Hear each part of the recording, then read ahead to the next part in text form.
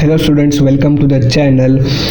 आज की वीडियो भी होने वाली है बोर्ड प्रॉब्लम से रिलेटेड, और आज की वीडियो होने वाली है बोर्ड प्रॉब्लम 2019 मार्च का। चलिए इसे शुरू करते हैं। Ashok and Sangmesh are in partnership sharing profit and losses in the ratio of 2:1। यहाँ पे पहले ही स्टेटमेंट में हमें रेशियो मेंशन कर दिया गया है, हम इसे आगे फॉलो करने वाले हैं। From the following trial balance and adjustments given below, you are required to prepare trading and profit and loss account for the year ended on 31st March 2016 and the balance sheet as on that date. आपके सामने वापिस से trial balance दिया हुआ है 31 मार्च 2016 का, यानी कि ये जो हमारा फाइनेंशियल ईयर होने वाला है वो होने वाला है 2015 और 16 का। तो स्टूडेंट्स, कभी भी ऐसे टाइप के ट्रायल बैलेंस दिया होता है ना जहाँ पे पर्टिकुलर्स लिखा है और डेबिट और क्रेडिट बैलेंस दिए हुए, तो आपको यहाँ पे अच्छे से पर्टिकुलर जो आइटम्स होगी अच्छे से ध्यान देके लिखना है। बिकॉज यहाँ पे जो वैल्यूज़ बच्चे लिखते हैं, यहाँ पे बच्चे कंफ्यूज हो जाते हैं वैल्यू लिखने में। इसलिए ऐसे जब भी ट्रायल बैलेंस आएगा आपके एग्जाम में तो अच्छे से ध्यान रखें। अभी बात करें फॉलोइंग एडजस्टमेंट की।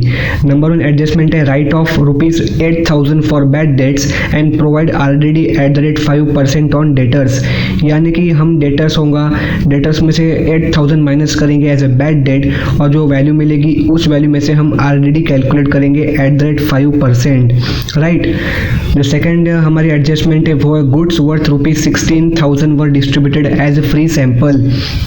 इसका सिंपली मीनिंग है कि जो गुड्स थे वो हमने एडवर्टाइजमेंट पर्पस के लिए डिस्ट्रीब्यूट की है लोगों को, इसलिए ये सिंपली एडवर्टाइजमेंट की एडजस्टमेंट है। इसे कैसे डील करना है जब हम प्रैक्टिकल प्रॉब्लम सॉल्व करेंगे तब इसे देख लेंगे।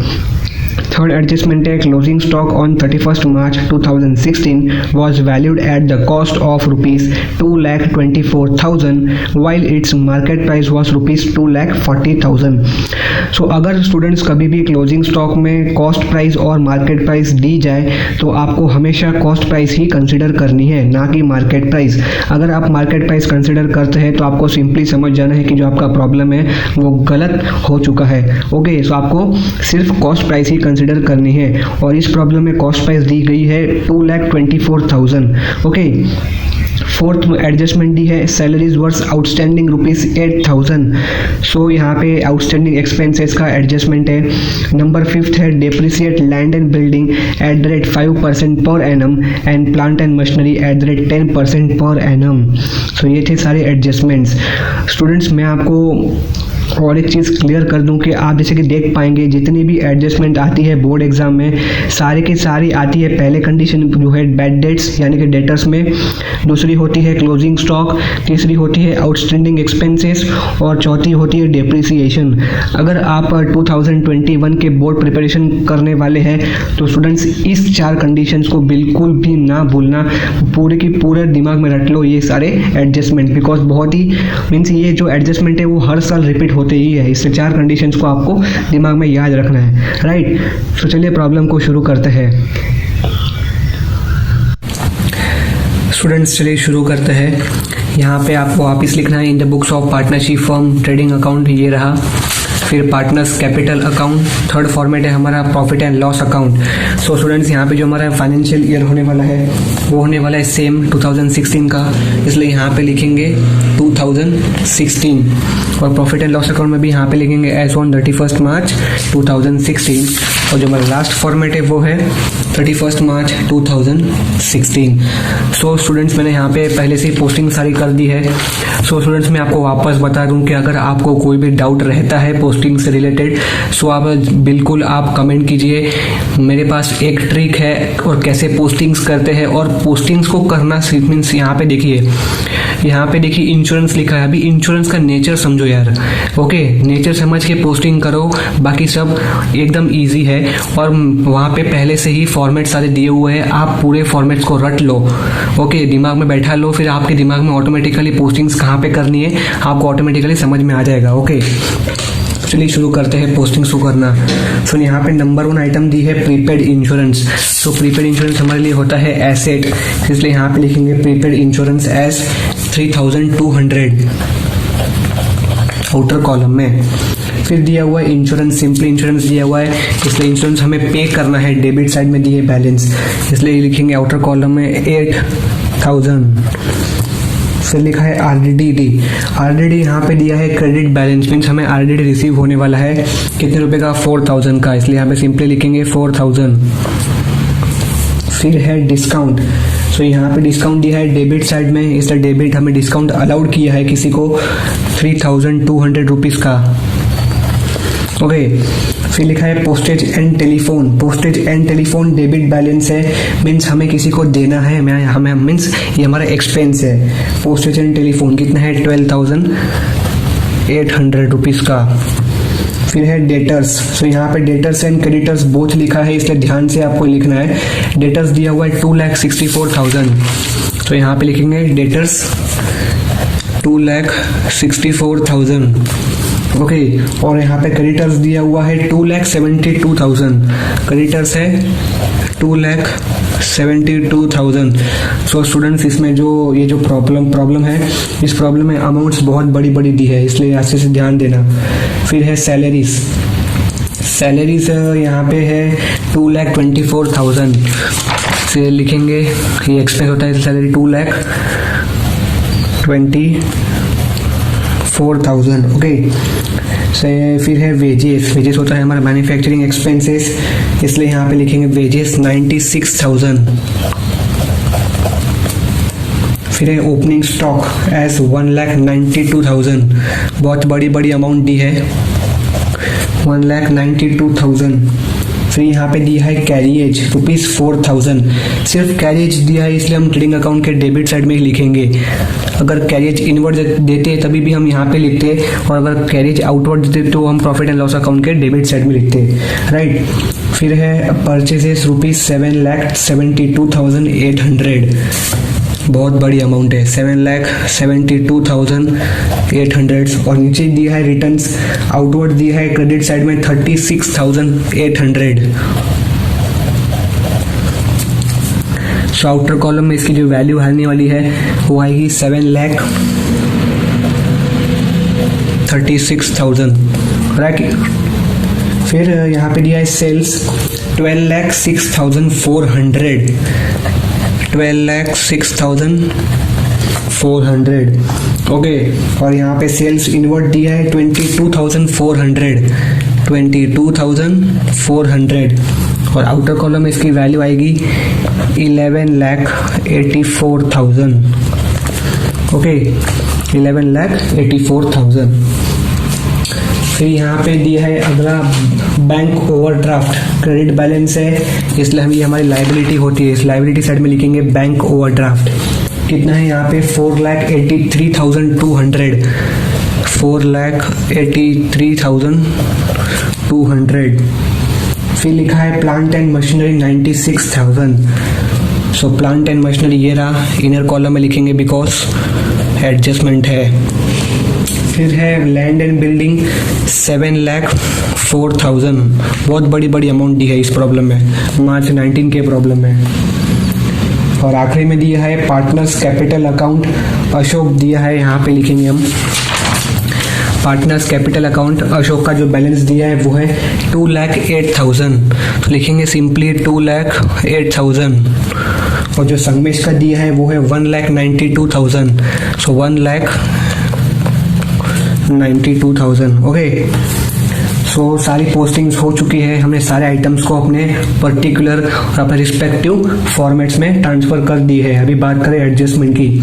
नंबर 1 एडजस्टमेंट है right of ₹8,000 for bad debts and provide RDD at the rate 5% on debtors.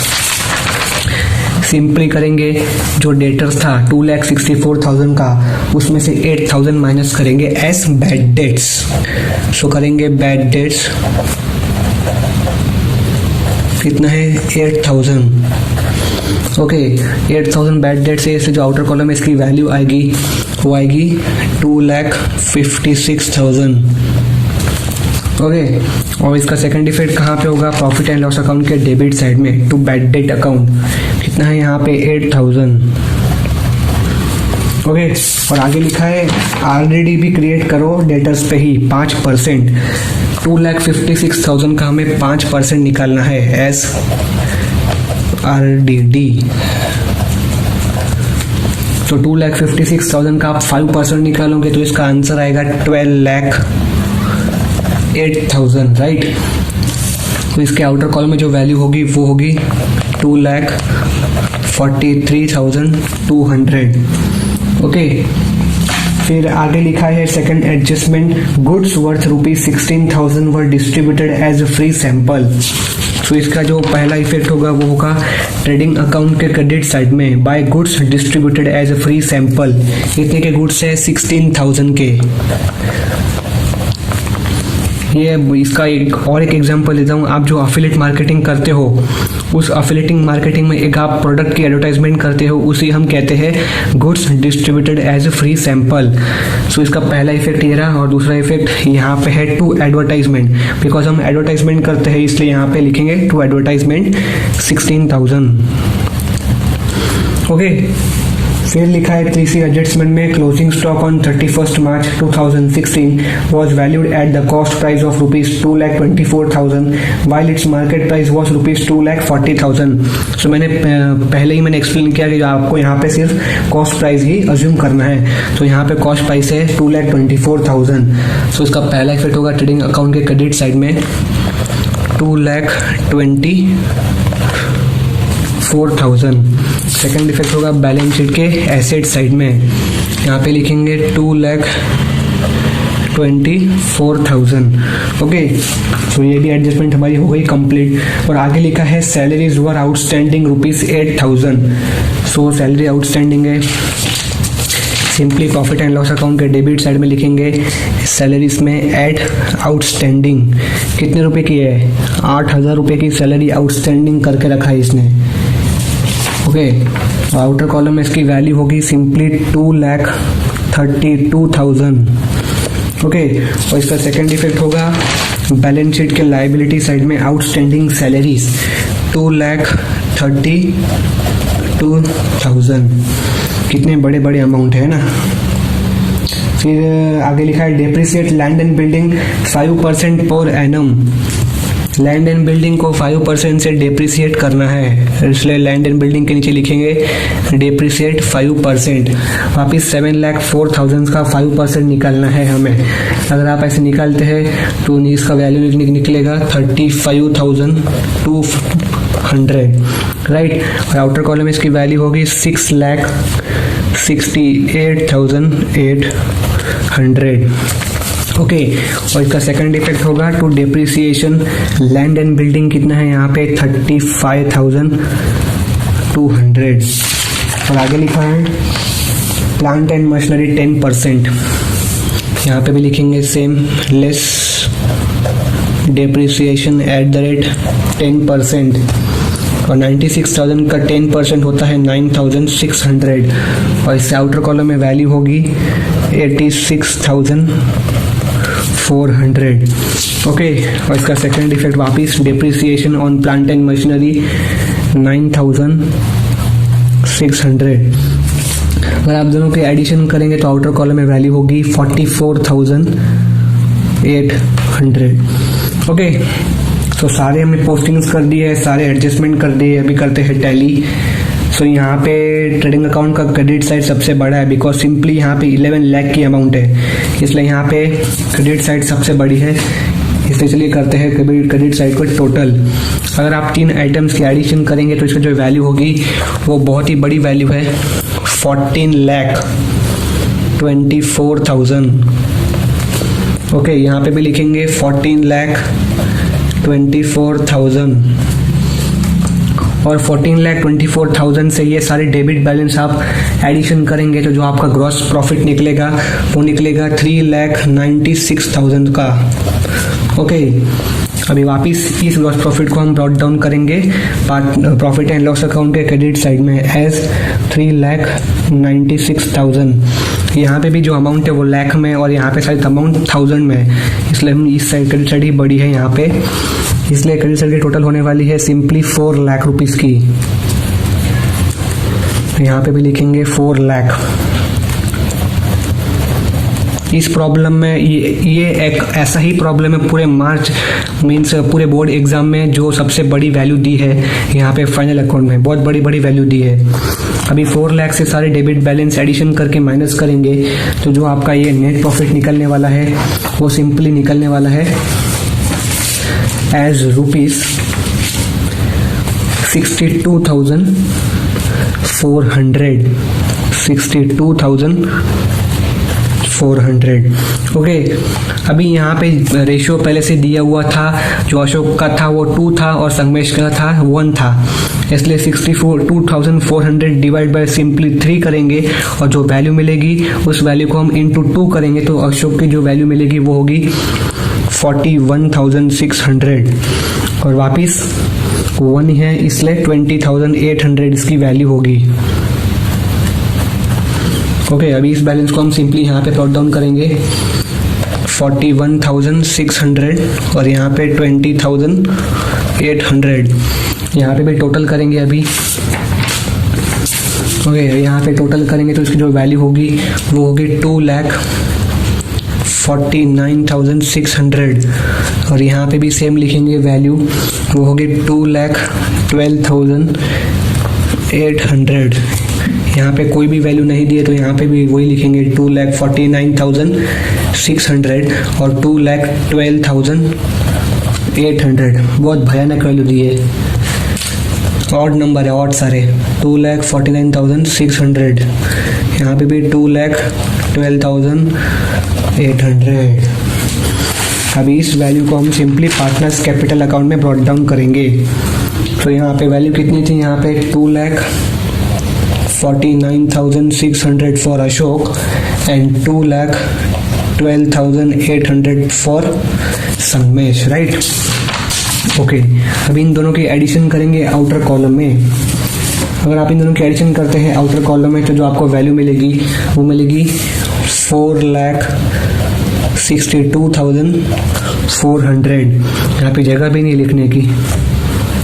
अभी करते हैं टैली। सो अगर आप लायबिलिटी साइड की एडिशन करेंगे तो एडिशन आने वाली है टोटल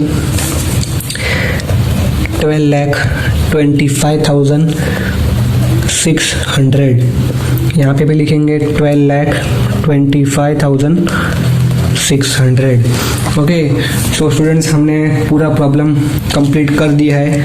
ओके सो आपको अगर कोई भी डाउट्स रहने वाले तो सिंपली आप कमेंट पे लिखिए, हम आपके जो कमेंट्स पढ़ के आपको डाउट्स को ज़रूर सॉल्व करेंगे। ओके सो चलिए मिलते हैं हमारे नेक्स्ट वीडियो में।